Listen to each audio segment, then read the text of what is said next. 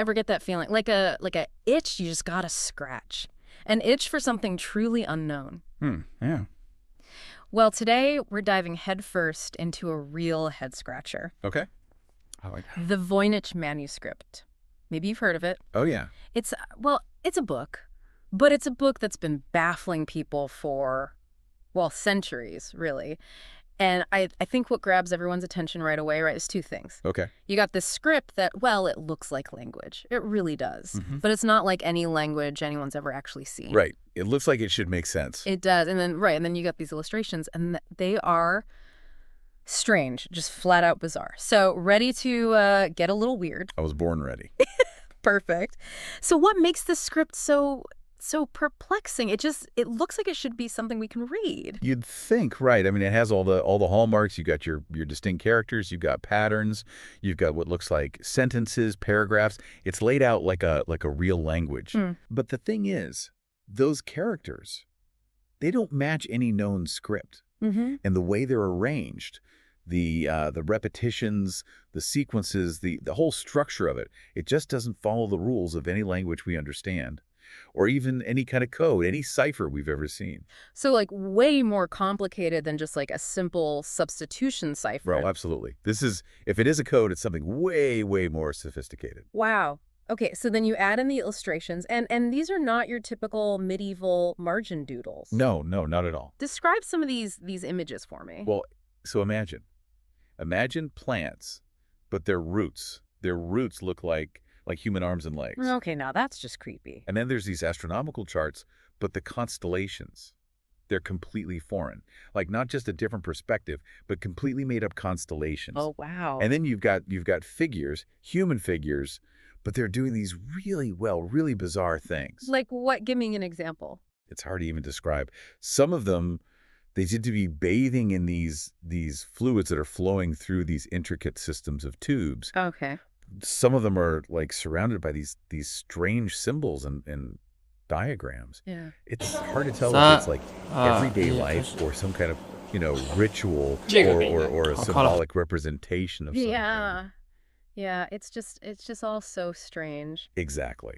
And that's what makes it so captivating. So, I mean, when you put all this together, what are people saying? What are some of the theories about what this manuscript is, what it means? Well, there are a lot of theories. And I mean, a lot. Okay, give me the highlights. All right. So one of the most popular theories is that it's like an herbal, like a pharmacopoeia, a book about medicinal plants. Oh, okay. And that kind of makes sense, right? I mean, there are all these plant drawings.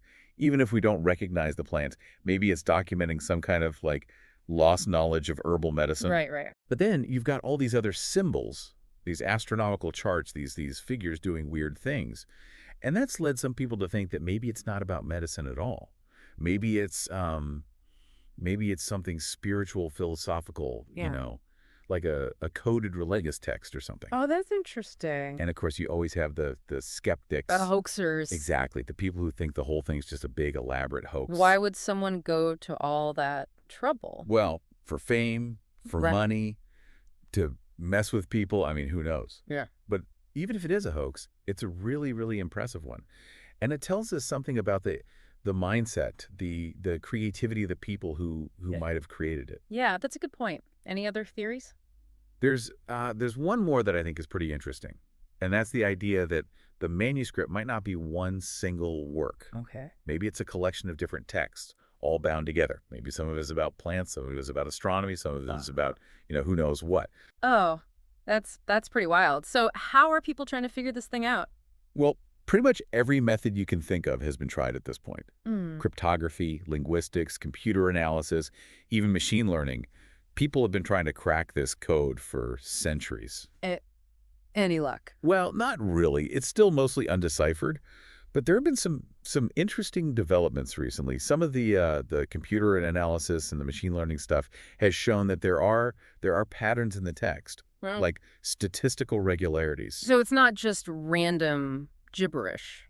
Right. It suggests that there's some kind of underlying structure, some kind of order to it, which, makes it even more frustrating that we can't figure out what it means. So who do we think wrote this thing? I mean, this isn't just some random doodle in the margins of a notebook, right? Definitely not. I mean, whoever created this had to have some serious knowledge, some serious skill. So who are the suspects? Well, there have been a lot of names thrown around. Medieval monks, Renaissance alchemists, people who would have had access to knowledge and resources that most people didn't.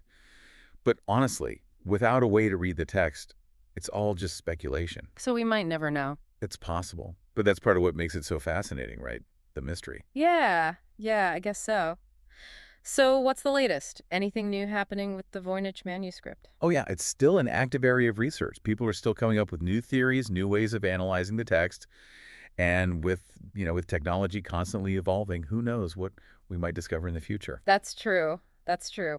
So, I mean, what have we learned here today? What's the big takeaway from all of this? I think for me, it's just so amazing that something like this exists. This book filled with this unreadable script and these bizarre images, and it's been around for centuries, and we still have no idea what it means. Yeah, and that raises a pretty big question, doesn't it? I mean, will we ever figure it out?